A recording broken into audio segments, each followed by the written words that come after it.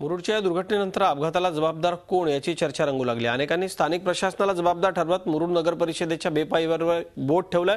सगळीकडून टीकेची झोड उठल्यानंतर मुरुडच्या नगर परिषदेला जाग आली आहे। स्थानिक मच्छीमार संस्थांच्या मदतीने दुर्घटना घडली त्या ठिकाणी लांबलचक दोर टाकण्यात आलाय। या सगळ्याचा आढावा घेतला आमचे प्रतिनिधी प्रफुल्ल पवार यांनी।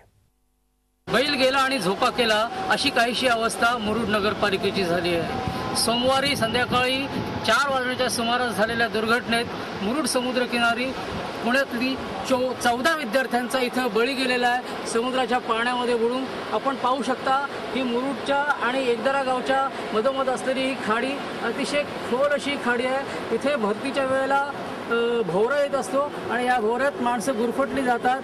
हे माहीत असूनही मुरुड नगर परिषदेने यापूर्वी अशी कोणतीच सोय केली नव्हती। आता मात्र ह्या 14 मुलांचा बळी गेल्यानंतर मुरुड नगरपालिकेने इथं संरक्षक अशा दोर टाकलेला आहे। या दोराच्या वरती आपण बघू शकता बोळे तरंगताना दिसतील। ज्यावेळेला भरती येईल त्यावेळेला हे बोळे तरंगताना दिसतील आणि त्यामुळे येणाऱ्या पर्यटकांना याची जाणीव होईल की हा भाग जो आहे तो असुरक्षित आहे। परंतु उशिरा का होईना मुरुड नगरपालिकेला जाग आलेली आहे।